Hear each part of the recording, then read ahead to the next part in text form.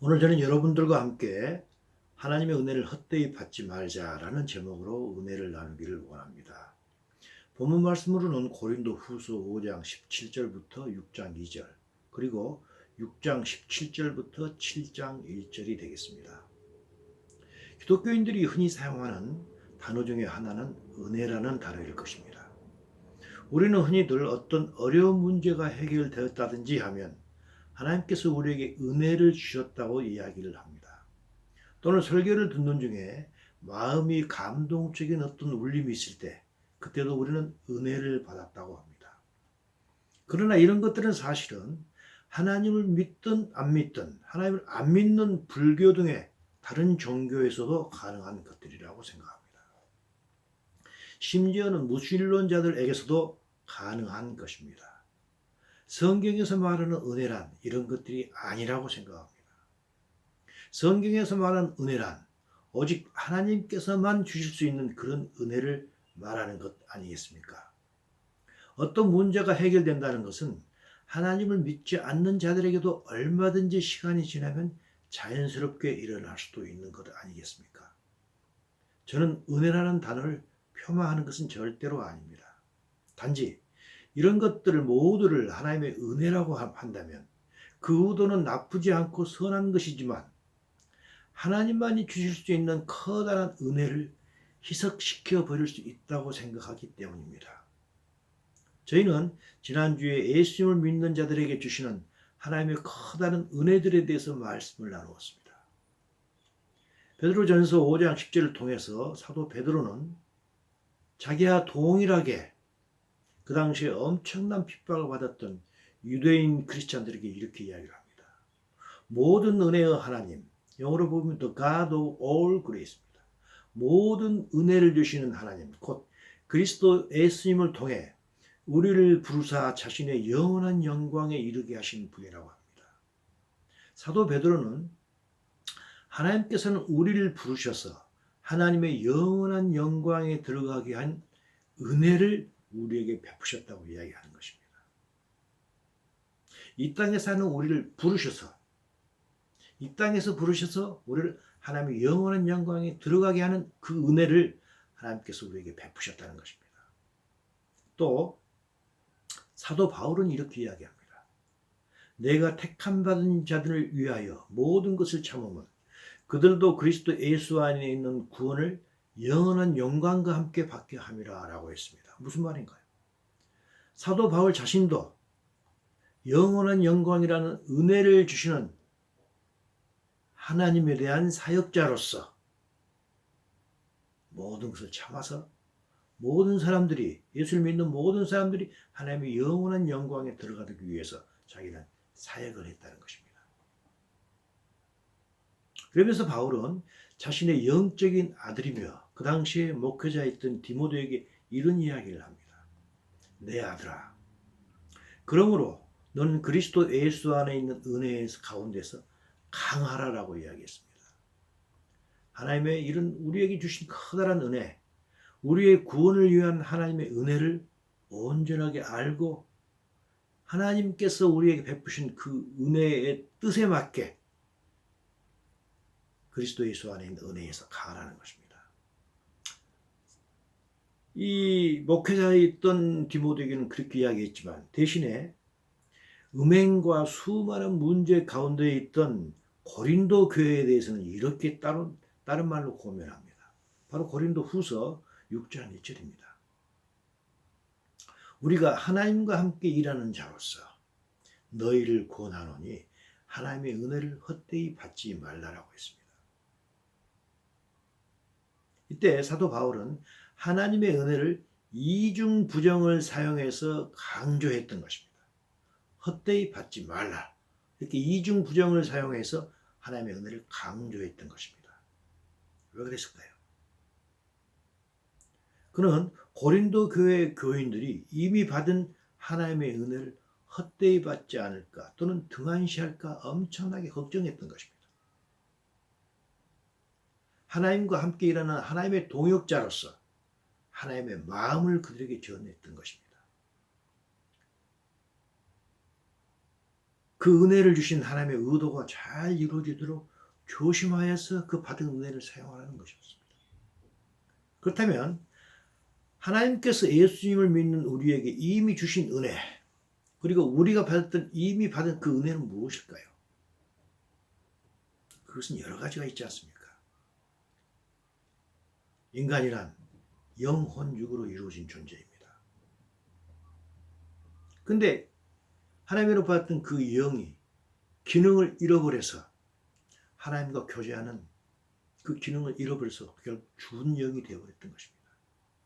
그래서 영이 죽음으로 말미암아 하나님과 교제가 끊어지고 하나님 나라를 볼 수 없게 되었고, 인간의 영은 하나님의 영으로 가득 차야 되는데 사탄의 영으로 가득 차버린 그런 영이 되었던 것입니다. 우리 혼은 어떻게 될까요? 혼이란 원래가 영의 지배를 받는 거 아니겠습니까? 근데 영이 사탄의 영으로 가득 차버렸기 때문에 혼 역시 병들었던 것입니다. 그래서 혼 역시 사탄의 가치관과 사탄의 성품으로 변해버렸던 것입니다. 그래서 육신의 정욕과 눈에 보이는 안목의 정욕과 이 세상의 자랑거리에만 집착하는 그런 혼으로 변해버렸던 것입니다. 생각, 감정, 의지가 모든 것이 다 하나님의 모양과 형상을 받은 게 아니라 하나님을 멀리 떠나가지고 사탄의 모양과 형상으로 그 혼이 변해버렸던 것입니다. 육체는 어떻습니까? 육체는 하나님께서 우리 인간에게 생육하고 번성하기 위해서 육체를 주셨습니다. 그런 기관인데 이제는 육체를 이용해서 육신으로 변해버렸던 것입니다. 쾌락만 위해서 죄만 짓는 육신으로 변해버렸던 것입니다. 우리가 정육점에 가게 되면 고기 덩어리가 갈려져 있습니다. 그런 고기 덩어리로 변해버렸던 것입니다. 그래서 우리의 영과 혼과 육은 온통 뒤틀려버리고 찌그러졌던 것입니다. 심지어는 창조주인 하나님께 대해서 원수가 되어버린 그 인간을 사랑하신 것입니다. 이것이 커다란 은혜였던 것입니다. 인간은 분명히 만물의 영장이었지만 동시에 만물 중 가장 타락한 존재가 되어버렸던 것입니다. 바로 에레미야 선지자가 이렇게 이야기했죠. 만물보다 거짓되고 심히 부패한 것은 인간의 마음이었던 것입니다. 이렇게 인간이란 온통 찌그러져 버렸던 것입니다. 하지만 이렇게 자기가 찌그러지고 뒤틀려버린 영혼용 모두가 변해버린 자기의 상태마저도 모른 채 인간을 살아가고 있는 이 인간을 예수님께서 오셔서 찌그러진 모든 부분을 다시 펴서 하나님 나라로 데려가기 위해서 예수님께서 이 땅에 오셨던 것입니다. 이게 하나님의 은혜 아니고 무엇이겠습니까? 이것에 대해서 요한복음 3장 16절에서 예수님께서 직접 말씀하시죠. 하나님이 세상을 이처럼 사랑하사 독생자를 주셨으니 이는 그를 믿는 자마다 멸망하지 않고 영생을 얻게 한다는 것입니다.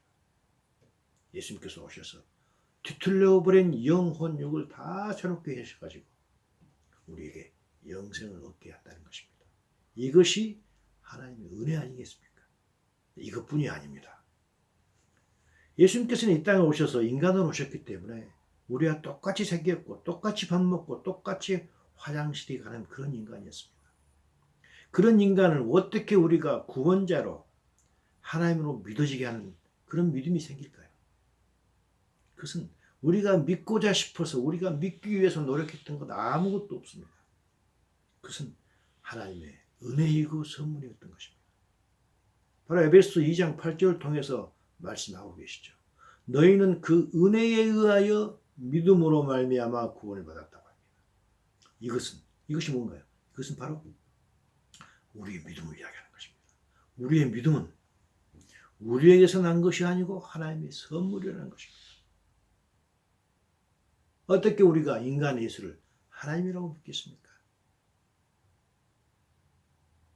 바로 이것은 그 믿음 자체가 하나님의 선물이고 우리에게서 난 게 아니라는 것입니다.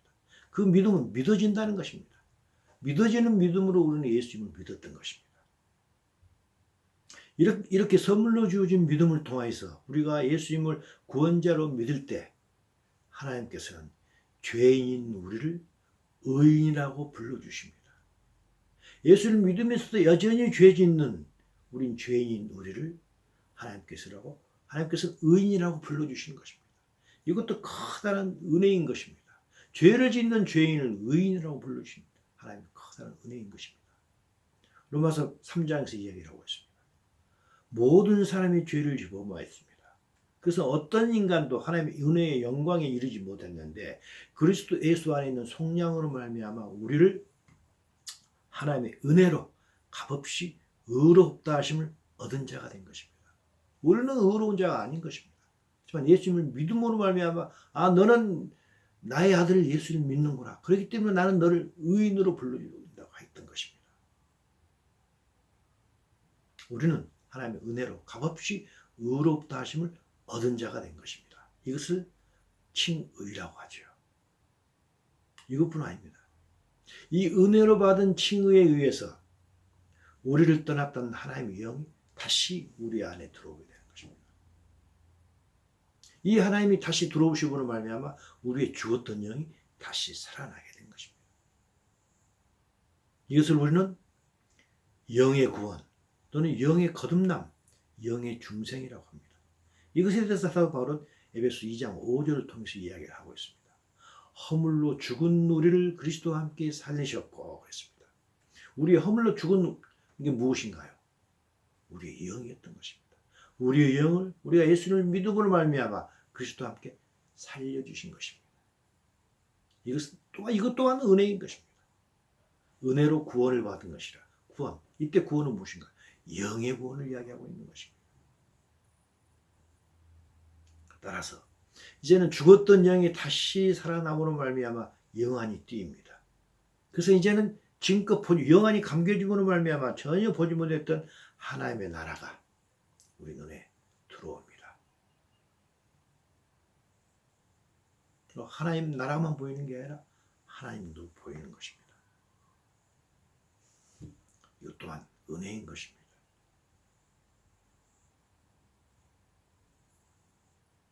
이제는 하나님이 보이기 때문에 이제 우리는 비로소 하나님과 화목하게 되고 하나님과의 교제가 가능한 게 된 것입니다.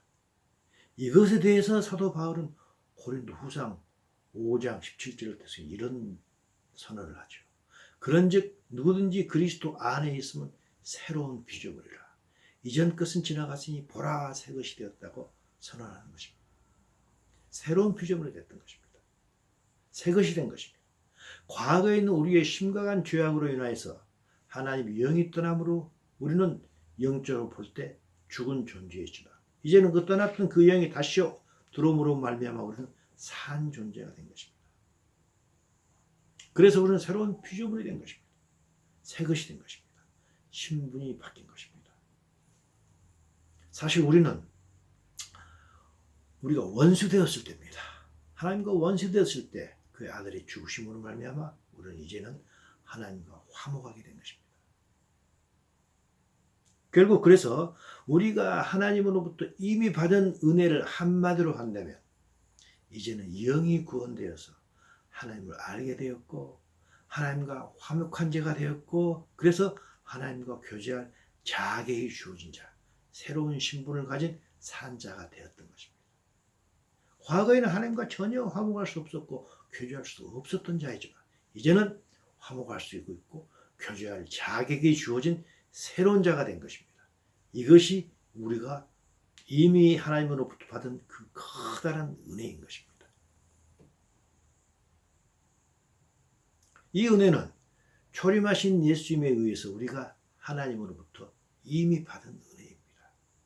그렇다면 앞으로 받을 은혜가 있을까요? 앞으로 받을 커다란 은혜가 또 있는 것입니다. 그것은 무엇일까요? 앞으로 받을 은혜는 무엇이며 그 받을 은혜는 언제 우리에게 주어질까요? 베드로 사도가 답을 우리에게 주십니다. 베드로전서 1장 13절을 볼 때 이런 말씀을 하십니다.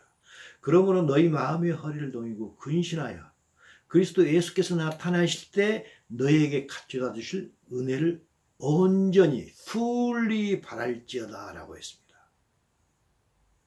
그 은혜는 언제 주신다고 했습니까? 예수 그리스도께서 나타나실 때입니다. 예수님의 재림을 이야기하고 있는 것입니다. 우리는 예수님의 초림에 의해서 이미 은혜를 받았습니다. 영의 구원의 은혜를 받았습니다. 예수님 재림 때 우리에게 주실 또 다른 두 은혜가 있다는 것입니다. 그것을 온전히 바라라고 했던 것입니다. 이 은혜는 어떤 은혜일까요? 이 은혜는 사도 베드로께서 베드로전서 1장에서 말씀해 주신 것입니다. 그리고 그것을 온전히 바라라고 했던 것입니다. 그럼 무엇일까요?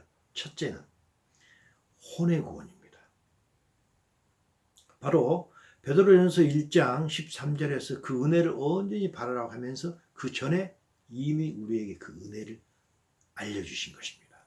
베드로전서 1장 8절 9절을 통해서 먼저 나옵니다. 예수를 너희가 보지 못하였으나 사랑하노라. 우리 예수님 보지 못했지만 사랑합니다. 지금도 보지 못하지만 예수님을 믿고 말할 수 없는 영광스러운 즐거움으로 기뻐한다고 했습니다. 그 이유는 무엇일까요? 기뻐하니 믿음의 결국인 영혼의 구원을 받는 것입니다. 영혼의 구원이라고 했는데 사실은 혼입니다. 영어로 soul로 되어 있습니다. 혼의 구원을 받는 것입니다. 예수님께서 재림하실 때 우리에게 혼의 구원을 주시기 때문에 우리는 그 예수님의 오심을 믿고 말할 수 없는 즐거움으로 계속 기다리고 있는 것입니다. 그래서 예수님 재릴 때, 예수님 다시 오실 때 이루어질 첫째 은혜는 바로 혼의 구원인 것입니다. 그런데 이 혼의 구원은 뭐라고 했습니까? 믿음의 결국이라고 했습니다. The end of faith 또는 the goal of faith 또는 the purpose of faith라고 했습니다. 믿음의 목적입니다. 믿음의 goal입니다. 믿음의 goal이 뭐라고 했습니까? 혼의 구원이었던 것입니다. 예수님 재림하실 때 우리는 혼의 구원을 받은 것입니다. 혼의 성화는 우리 인간이 하나님의 도우심과 더불어서 우리 인간이 어느 정도는 이룰 수 있습니다. 하지만 혼의 구원은 인간은 이룰 수가 없는 것입니다. 혼의 구원은 예수님 재림하실 때 우리에게 갖다 주실 은혜인 것입니다. 그렇다면 예수님 재림 때 이루어질 수 있는 또 다른 은혜가 있습니다. 두 번째 은혜가 있는 것입니다. 그것은 무엇일까요? 그것은 바로 몸의 구원인 것입니다. 몸의 구원, 즉 우리의 내추럴 바디가 스피리추얼 바디로 변하는 것입니다. 이것이 어떻게 가능하겠습니까? 우리 인간이 어떻게 내추럴 바디를 스피리추얼 바디로 바꿀 수 있겠습니까? 오직 하나님만이 하실 수 있는 것입니다. 이건 역시 하나님께서만 하실 수 있는 하나님의 은혜인 것입니다. 이 몸의 구원을 통해서 우리는 부활되고 휴거되고 하나님 나라에서 영원히 사는 것입니다. 하나님 나라에서 영원한 하나님의 영광에 들어가는 것입니다. 베드로전서 1장 4절을 통해서 베드로가 이야기했습니다. 썩지 않고 더럽지 않고 쇠하지 아니하는 유업을 입게 되는 것입니다. 곧 너희를 위하여 하늘에 간직하신 하나님의 나라, 하나님의 영광이 들어가는 것입니다. 몸의 구원을 통해서 들어가는 것입니다. 영의 구원을 통해서 우리는 하나님과 교제할 수 있는 그 은혜를 이미 받았습니다. 이것은 초림하신 예수님에 의해서 받은 것입니다. 혼과 몸의 구원의 은혜는 예수님께서 재림하실 때 앞으로 받을 은혜인 것입니다. 이런 영, 혼, 육의 구원은 서로 연결되어 있고 순서가 있는 것입니다. 먼저 영의 구원이 있고 다음에 혼의 구원이 있고 마지막으로 몸의 구원이 있을 것입니다. 영의 구원을 받는 자가 혼의 구원을 받고 혼의 구원을 받는 자가 마지막으로 몸의 구원을 받는 것입니다. 순서가 있는 것입니다. 따라서 영의 구원은 우리 전인적 구원의 첫 시작입니다. 매우 중요한 것입니다. 매우 중요한 이 영의 구원을 헛되이 받아버리면 우리의 혼의 구원과 몸의 구원은 이루어지지 않을 것입니다. 그래서 사도 바울이 오늘 제목에 있던 그 이야기를 고린도 교회에게 했던 것입니다. 우리가 하나님과 함께 일하는 자로서 너희를 고하노니 하나님의 은혜를 헛되이 받지 말라. 이미 받았던 영의 구원은 하나님의 은혜를 헛되이 받지 말라는 것입니다. 예수님의 초림으로 말미암아 우리는 우리의 영이 구원되었습니다. 그래서 새 신분이라는 은혜, 하나님과 화목되어서 하나님과 교제할 수 있는 그런 은혜를 받은 것입니다. 예수님 모를 때는 이런 은혜가 전혀 불가능했던 것입니다. 그래서 우리가 예수님을 모를 때는 하나님과 전혀 교제할 방법이 없었고 교제할 생각조차 없었던 것 아니겠습니까? 예수님께는 그러셨죠. 내가 곧 길이요 진리요 생명이라 하셨면서 동시에 나를 말미암지 않고는 하나님께 아버지께 올 자가 아무도 없다고 하셨던 것입니다. 우리는 예수님을 믿음으로 말미암아 드디어 아버지께 오는 자, 하나님과 교제할 수 있는 그런 자가 된 것입니다. 이제는 이 은혜가 헛되지 않게 하나님과 자주 만나고 교제할 때 우리는 자연히 그 하나님을 닮아가게 될 것입니다. 우리가 하나님을 닮아갈 수 있는 가장 확실한 방법은 무엇인가요? 그것은 우리가 할 수 있는 가장 확실한 방법은 우리가 기도와 말씀을 통해서 계속 하나님과 만나는 것입니다. 인간도 그러지 않습니까? 부부간의 인간이 계속해서 만나고 교제할 때 그리고 사랑할 때 부부간에 서로 닮아간다고 하지 않습니까? 이렇게 우리가 하나님과 깊은 교제를 가질 때 앞으로 예수님 재림하실 때 주실 혼의 구원과 몸의 구원, 부활, 휴거, 영생이라는 은혜가 우리에게 이루어질 것입니다. 하지만 이것을 게을리할 때 그때는 예수님께서 재림할 때 우리에게 주실 그 은혜를 절대 받지 못한다는 것입니다. 사도 바울은 로마 교회에 대해서 이렇게 이야기하고 있습니다. 로마서 6장 22절입니다. 이제는 너희가 하나님께 종이 되어 거룩하게 이루는 열매를 얻었으니 그 마지막은 영생이라고 했습니다. 영생할 수 있는 조건이 있습니다. 하나님이 영원한 영광에 들어갈 수 있는 조건은 무엇인가요? 바로 그 앞에 있는 조건은 거룩해야 된다는 것입니다. 우리가 하나님과 교제할 수 있는 새 신분의 은혜를 받았으면 그 신분에 걸맞게 하나님과 실제로 교제할 때 우리가 하나님을 닮은 거룩한 자가 될 것입니다. 그럴 때 우리의 몸이 구원되어서 영생에 이르게 될 것입니다. 그러면서 사도 바울은 구약을 인용해서 우리가 읽었던 고린도후서 6장을 이야기하고 있습니다. 바로 고린도후서 6장 17절 18절입니다. 너희는 그들 중에서 나와서 따로 있고 부정한 것을 만지지 말라. 그리하면 내가 너희를 영접하여 너희에게 아버지가 되고 너희는 내게 자녀가 되리라. 이런 약속을 하셨습니다. 하나님께서는 우리가 하나님 아버지와 교제를 단순한 교제를 하는 거 원치 않습니다. 하나님과 우리하고 관계가 아버지와 아들의 관계를 되기를 원하십니다. 깊은 관계를 갖기를 원하십니다. 그리고 그렇게 대주겠다고 약속을 하신 것입니다. 그러나 조건이 있는 것입니다. 부자지간이 되기 위해서 부정한 것을 만지지 말고 세상적인 것으로부터 따로 구하라는 것입니다. 세상으로부터 멀리 빠져나가지라는 게 아니고 세상적인 것으로부터 세상적인 가치관과 세상적인 성품으로부터 따로 구하라는 것입니다. 다시 말해서 무슨 말인가요? 거룩하라는 것입니다. 하나님과 같은 하나님과 동일한 DNA를 가지라는 것입니다. 우리는 부모로부터 DNA를 받았습니다. 이 천연적인 DNA는 절대 변하지 않습니다. 하지만 우리가 예수 안에 거할 때 이 DNA는 하나님의 DNA로 변할 수 있는 것입니다. 그럴 때 하나님께서 우리의 아버지가 되고 우리는 하나님의 자녀가 된다는 것입니다.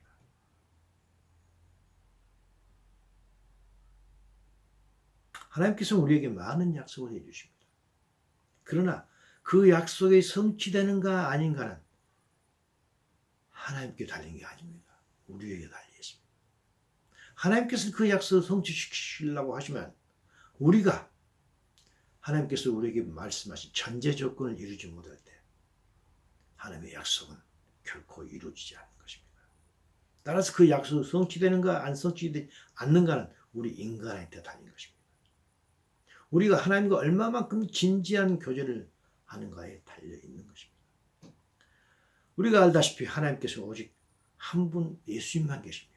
한 아들만 있는 것입니다. 바로 예수님이 그 한 아들이죠. 하지만 하나님께서는 우리에게 약속하신 게 있습니다. 더 많은 아들들을 갖기를 원하십니다. 이것이 하나님께서 가지고 오신 소망이며 갈망입니다. 그래서 로마서 8장 29절을 통해서 말씀하고 계시죠.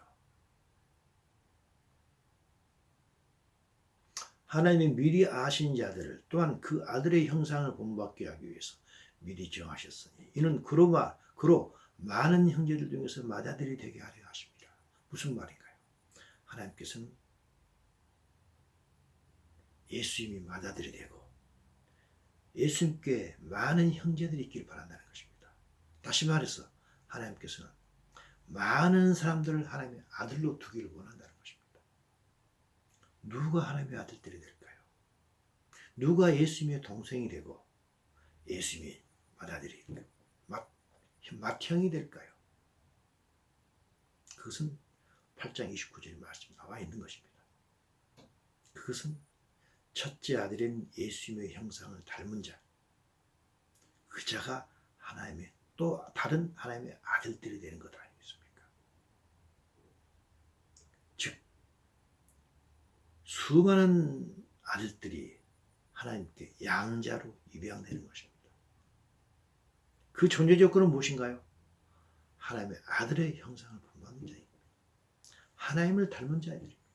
하나님을 닮은 자들이 하나님의 아들이 된다는 것입니다. 이게 하나님께서 가지고 계신 소망입니다. 그리스도인들의 소망은 무엇인가요? 우리들의 여러분의 소망은 무엇인가요? 똑같은 로마서 8장 23절을 통해서 하나님께서 말씀하셨습니다. 지금 8장 23절입니다. 우리까지도 속으로 탄식하여 양자될 것 우리 몸의 속량을 기다렸다고 했습니다. 이게 우리의 소망인 것입니다. 영어로 보게 되면 We wait eagerly for our adoption이라고 하겠습니다. Adoption as sons. 하나님의 아들로서 adoption, 입양되기를 원하는 것입니다. 이게 우리의 소망인 것입니다. 이것이 The redemption of our body라고 했습니다. 우리 몸이 하나님의 아들로 속량되는 것입니다. 그래서 우리의 소망이라 우리가 하나님의 양자로 입적이 되는 게 우리의 소망인 것입니다. 즉 우리 몸의 구속, 우리 몸이 내추럴 바디가 스피리추얼 바디로 변해서 휴거되는 것이 우리의 소망인 것입니다. 이렇게 되기 위해서는 조건이 있다고 했습니다. 무엇이었던가요? 그 조건은 우리가 예수님의 모양과 형상을 닮은 자로 변하게 되는 것이라고 했던 것입니다. 이것은 우리가 알다시피 혼의 성화를 의미합니다. 거룩함을 의미하는 것입니다. 우리가 이렇게 거룩하게 되는 것을 되도록 하기 위하여 그 전 단계로 하나님과 교제할 수 있도록 하기 위해서 영의 구원이라는 은혜를 먼저 주신 것입니다. 이 은혜를 헛되이 받지 말라는 것입니다. 우리는 흔히 하나님을 아버지라고 부릅니다. 그리고 우리 스스로를 하나님의 자녀라, 하나님의 아들이라고 부릅니다. 우리는 이 구절을 근거해서 이 말씀하고 있는 것입니다. 바로 요한복음 1장 12절입니다. 영접하는 자 곧 그 이름을 믿는 자들에게는 하나님의 자녀가 되는 권세를 주셨다고 합니다. 그 권세는 무엇인가요? 자녀가 되는 권세는 무엇인가요? 우리가 예수님을 교인을 다니기만 하면 자녀가 되는 권세가 받은 것이 아닙니다. 자녀가 되는 권세를 주셨는데 우리가 그 권세를 잘 누릴 때 하나님의 자녀가 된다는 것이지 자동적으로 하나님의 자녀가 된다는 게 아닙니다. 그 권세는 무엇인가요? 그것은 우리가 하나님과 화목되어서 하나님께 나아갈 수 있고 교제할 수 있는 그 권세인 것입니다. 우리가 이 권세를 잘 사용하고 있을 때 하나님을 닮은 자가 되어서 하나님의 자녀가 되는 것입니다. 하나님을 믿는다고 해서 난 믿어. 그런다 해서 자연히 하나님의 아들이 되는 게 아닙니다. 그 권세를 잘 누리는 자가 하나님의 아들이 되는 것입니다. 사도 바울은 에베소 교회에 이런 편지를 썼습니다. 바로 에베소 2장 10절입니다. 우리는 그가 만드신 바라 그리스도 예수 안에서 선한 일을 위해서 지으심을 받았다고 합니다. 이때 하나님께서 우리를 만드셨다는 것은 창조 때 하나님은 창조 때 만드신 그것을 이야기하고 있지 않습니다. 기독교인들은 부모 몸을 통해서 다 태어났습니다. 하지만 하나님께서 다시 만드시고 지으신 것입니다. 두 번 태어난 것입니다. 죽었던 영이 다시 살아남으로 새 신분을 가진 자인 것입니다. 무엇 때문에 하나님께서 이 신분을 주셔가지고 우리를 만드셨고 지으셨을까요? 선한 일을 위해서 그랬다고 하고 있습니다. 선한 일이란 착한 행실을 포함하지만 성경에서 말하는 선한 자는 하나님을 닮아가는 자, 혼의 성화를 받은 자를 선한 일이라고 하는 것입니다. 하나님께서는 하나님을 닮아가는 혼의 성화라는 그런 선한 일을 위해서 우리의 영을 먼저 구원해 주시고 새 사람을 만들어줬던 것입니다. 그 목적을 잃지 말라는 것입니다. 그래서 하나님께서는 고린도 교인들에게 하나님의 은혜를 헛되이 받지 말라고 이야기했던 것 아니겠습니까? 결론을 내도록 하겠습니다. 여호수아서 3장 5절을 통해서 이런 말씀을 하십니다. 여호수아가 백성들에게 이르되 너희는 자신을 성결하게 하라. 여호와께서 내일 너희 가운데에 기이한 일을 행하신다고 하였습니다. 언제 이 말씀하셨나요? 바로 여호수아는 요단강을 건너기 직전에 하루 전에 이 말씀을 했던 것입니다. 그러면서 기이한 일을 너희들에게 보여준다고 했습니다. 그 기이한 일은 무엇인가요? 바로 요단 강물이 서는 것이 기이한 일 아니었겠습니까? 그렇다면 마지막 시대를 살아가는 우리에게 있어서 기이한 일이 무엇일까요? 그것은 예수님 공중 강림하실 때 우리의 혼이 구원되고 우리 몸이 구원됨으로 말미암아 우리가 부활과 휴거된 것. 그것이 우리에게 주시는 기이한 일인 것입니다. 그런 기이한 일은 누구에게 나타난다고 했습니까? 자신을 성결하게 하는 사람에게 나타난다고 했습니다. 성결한 사람인 것입니다. 거룩한 사람인 것입니다. 혼의 성화에 자신의 의지를 들이며 항상 애통해하면서 살아가는 사람입니다. 몸은 비록 이 세상 안에서 살아가고 있지만 마음만은 예수님 안에서 이 세상과 구별된 삶을 살아가는 자인 것입니다. 세상 사람들과 구별된 가치관, 구별된 목표, 구별된 성품, 구별된 소망을 가지고 이 세상을 사는 사람들에게 그 기이한 일이 나타나실 것입니다. 또한 여호수아서 5장 13절에서 이런 말씀하십니다. 여호수아가 여리고에 가까이 이르렀을 때 눈을 들어본즉 한 사람이 칼을 빼어 손에 들고 마주 서 있는지라. 여호수아가 그에게 나가서 그에게 묻되 너는 우리를 위하느냐 또는 적들을 위하느냐 너는 누구 편이냐라고 물어봤습니다. 그때 그 군대 장관이 이렇게 이야기합니다. 여호와의 군대 제장이 여호수아에게 이르되 내 발에서 신을 벗으라. 내가 선 곳은 거룩하니라 하니 여호수아가 그대로 행했다고 했습니다. 하나님이 누구의 편이신가요? 하나님 앞에서 세상의 때에 찌들어버린 그런 신발을 벗는 자가 거룩한 자입니다. 그 사람의 편이라는 것입니다. 하나님은 이 세상의 삶 속에서 세상과 분별된 거룩한 가치관을 가지고 살아가는 그 사람의 편인 것입니다. 그럴 때 예수님께서 재림하실 때 혼이 구원되고 몸이 구원되는 그런 자의 편인 것입니다.